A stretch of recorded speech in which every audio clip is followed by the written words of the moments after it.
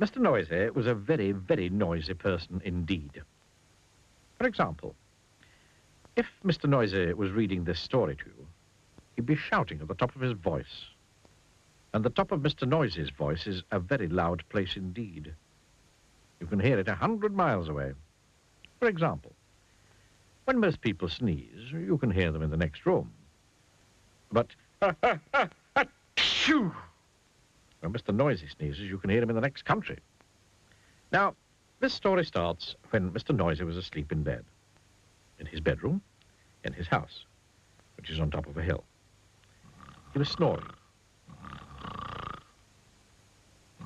And as you can well imagine, when Mr. Noisy snores, that is a snore worth hearing.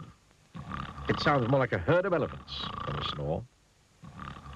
Then Mr. Noisy's alarm clock went off. Mr. Noisy's alarm clock sounds like no other alarm clock in the world. Sounds more like a fire engine. Mr. Noisy woke up. And so, too, did all the people who lived in Wobbletown, which is at the bottom of Mr. Noisy's hill. Later that day, Mr. Noisy decided that he had to go shopping. He went out of his house, shutting the door behind him. The door wobbled. The house wobbled. The whole hill wobbled. Wobbletown wobbled. Even a bird flying high wobbled. Then Mr. Noisy walked down the hill. He walked into the baker's shop. I'd like a loaf of bread, boomed Mr. Noisy to Mrs. Crumb, the baker's wife. Mrs. Crumb trembled and sold him a loaf.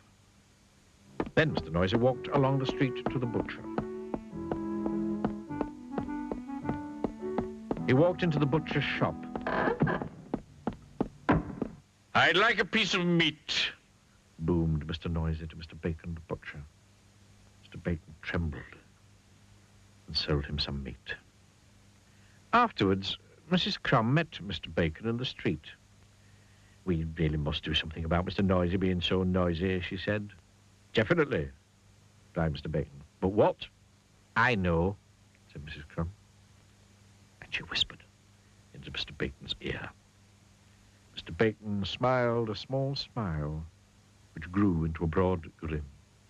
"Mrs. Crumb," he said, "I think you've got the answer." The following day, Mr. Noisy again went shopping down to Wobbletown.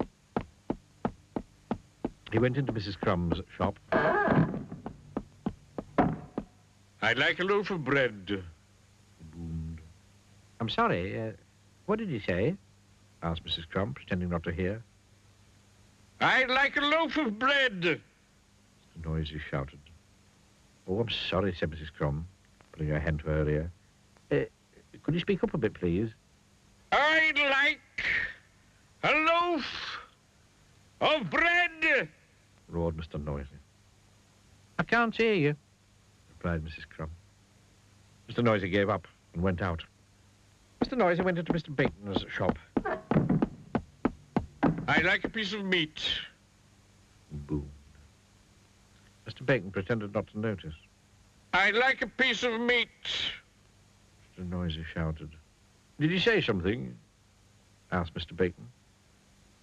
I said I'd like a piece of meat, roared Mr. Noisy. "Beg your pardon?" said Mr. Bacon. Mr. Noisy gave up and went out and went home and went to bed, hungry. The day after, Mr. Noisy tried again. He went into Mrs. Crumb's shop. I'd like a loaf of bread. Boom. "A what?" asked Mrs. Crumb. Mr. Noisy started shouting at the very top of his voice. A loaf of... Then he stopped. Then he thought. And then he said quietly, "I'd like a loaf of bread, please, Mrs. Crumb." Mrs. Crumb smiled.